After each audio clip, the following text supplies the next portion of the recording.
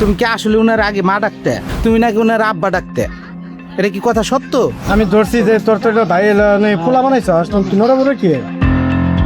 স্বামী প্রবাসে, আর সেই সুযোগে যাকে নিজের সন্তানের মতো লালন পালন করে বড় করেছেন সেই কথিত পালিত সন্তানের সঙ্গে সম্পর্কে জড়িয়ে পড়েন এক সন্তানের জননী। শেষ পর্যন্ত সেই কথিত প্রেমিকের হাত ধরে ঘর ছাড়েন তিনি, কিন্তু দেশে ফিরে স্ত্রীকে খুঁজে বের করে প্রেমিকের সঙ্গে হাতে নাতে ধরে ফেলেন এই প্রবাসী। এরপর সামনে আসে একের পর এক চাঞ্চল্যকর তথ্য।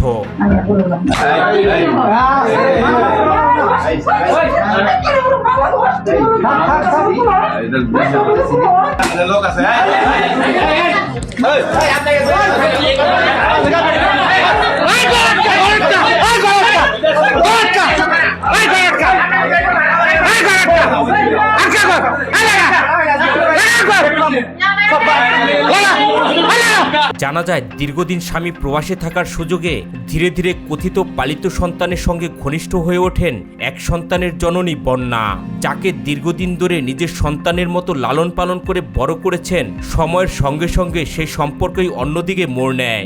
এক পর্যায়ে বন্যার সঙ্গে কথিত পালিত সন্তানের অনৈতিক সম্পর্ক গড়ে ওঠে। দীর্ঘদিন ধরে গোপনে চলতে থাকে তাদের এই সম্পর্ক। ধর্মমার ব্যাপারে এটা রিপোর্ট করে দে। ধর্মমা বানায় মানে মান হয় ভাগে। ওর মায়ে কয় 17-16 বছরের বলে আমরা তো আচ্ছা, আমি একটা কথা বলে না, এই যে কথাগুলি বলতেছে, তুমি কি আসলে উনার আগে মা ডাকতে? সত্য কথা বলবে। মা ডাকি নাই, মা ডাকুন।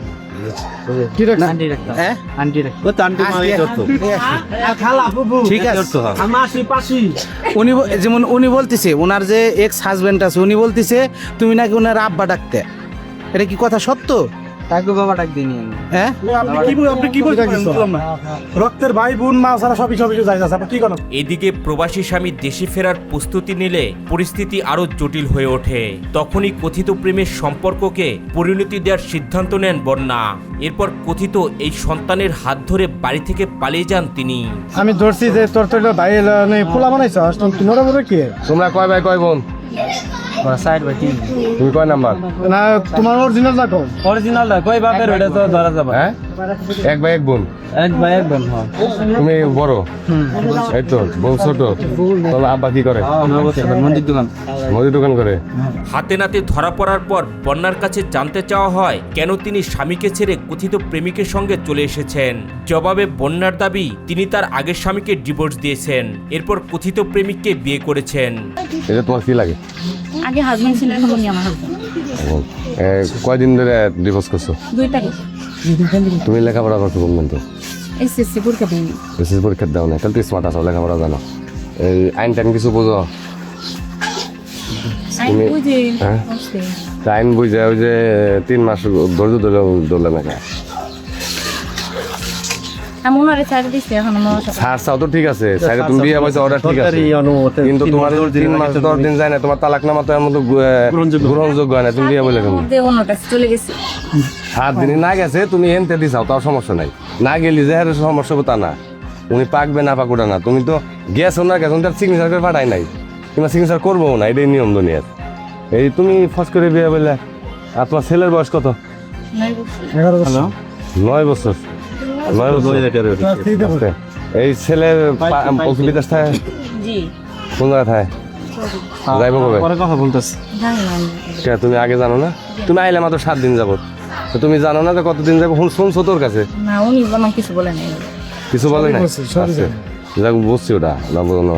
শুয়ে থাকছো এক জায়গায়, হে বলে নাই কবে যাবো কবে আইছি। এদিকে বাড়ি থেকে পালিয়ে আসার সময় প্রবাসী স্বামীর পাসপোর্ট, স্বর্ণালংকার, টাকা পয়সা সহ বেশ কিছু মূল্যবান জিনিসপত্র নিয়ে আসার অভিযোগ ওঠে বন্যার বিরুদ্ধে।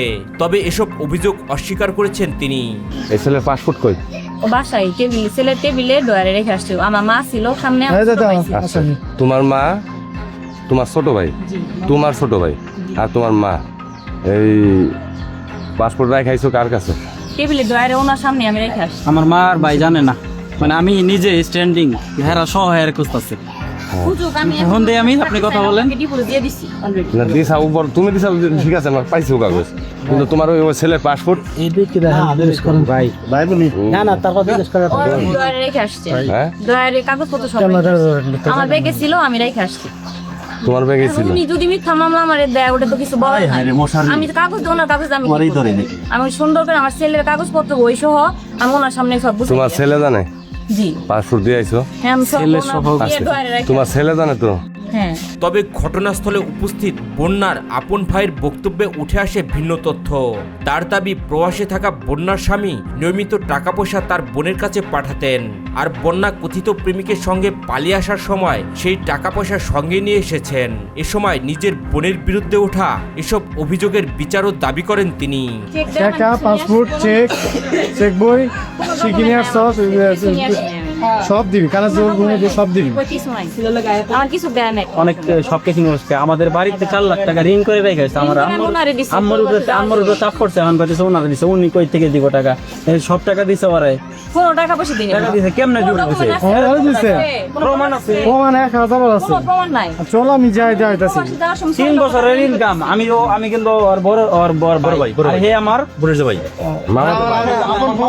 ভাই। প্লাস 8টা দিন ধরে হ্যাঁ পিছনে আমি ঘুরতেছি। কি জন্য ঘুরতেছি? অন্যায় ঠিক আছে। আমার বোন করে মাও করে বাপ ভাই করে অন্যায় কিছু আমি তো যেহেতু তাই না বিষয়টা। তুমি সাইড আইলে এখন লাগবো এর 3টা বছরের ইনকাম 6 লাখ টাকা ঋণ করে গেছে। আই আমার 8 লাখ 9 লাখ টাকা দিন আমার কামা আমার ঘর থেকে উনি বের করে দিছে, ডিভোর্স দিয়ে দিছে অলরেডি। এমনি টাকা কি কইছে? দিয়েছি তোমারে দিছে ডিভোর্স কেন ডিভোর্স দিছে রাতে বের করে দিছে, আমি সকালে এসে পড়ছি ঘুরে 7টা বাজে এসে ডিভোর্স দিছে কি দাঁড়াই দিছে এদিকে বিষয়টি জানাজানি হবার পর ঘটনাস্থলে উপস্থিত হন দুই পরিবারের সদস্যরা।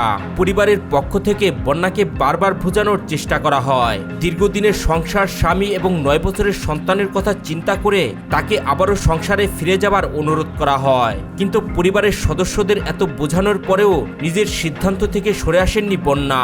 তোমরা হলো তোমার মা আইছে বাপ আইছে তোমার নিতে তোমার মা আইছে বাপ আইছে অসুস্থ যখন বাপ আইছে আমার মনে হয় তোমার আসতে আসতে হ্যাঁ ভাই আসছে তোমার নিতে আসছে তোমাদের কি আমি দেমো চলে যাবে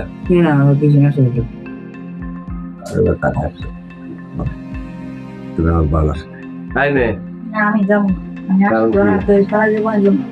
তবে এই ঘটনার সবচেয়ে বড় ভুক্তভোগী হয়ে পড়েছেন সেই 9 বছরের সন্তান। বাবা মায়ের দীর্ঘদিনের সংসার ভেঙে যাওয়ার পর এখন তার ভবিষ্যৎ নিয়ে প্রশ্ন উঠেছে। জামালপুরের সরিষাবাড়িতে এই ঘটনায় এলাকা জুড়ে চলছে নানান আলোচনা আর সমালোচনা। ঝগড়া হয়েছে তুমি কথা তোমার তালাক দিয়ে দেবো না তাও কই নি কে তাও কই এই যে ছিল ও কিন্তু তোমার কথা বলে এই পোলার সাথে মানে নটার পরে চলতেছে রাতে তো আমার সাথে তবে বন্যার বিরুদ্ধে ওঠা অভিযোগগুলোর সত্যতা যাচাই এবং ঘটনার প্রকৃত কারণ জানতে সংশ্লিষ্ট পক্ষগুলোর বক্তব্য এবং প্রয়োজনীয় তদন্তই হবে সবচেয়ে গুরুত্বপূর্ণ। এই ঘটনা নিয়ে আপনাদের মতামত কি? কমেন্ট করে জানাতে ভুলবেন না।